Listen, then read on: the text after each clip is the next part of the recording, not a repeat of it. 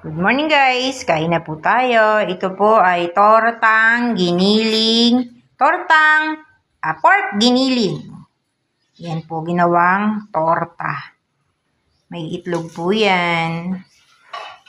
Yan po guys ay binili ko lang kasi wala na namang time ang nanay ninyo.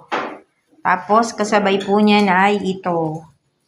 Piritong saging. Yan, ako po nagluto niyan. Yan lang po ang niluto natin ngayon kasi wala na tayong time. So, pagka wala tayong time, tayo ay bibili muna.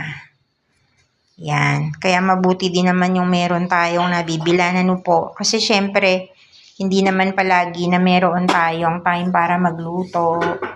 Ayan o, medyo nasunog-sunog ko pa yung saging. Pero okay lang yan. Hindi naman siya sunog. So, kain po tayo guys. Sabayan nyo po kami. Tortang, giniling at pritong saging na saba. Thank you.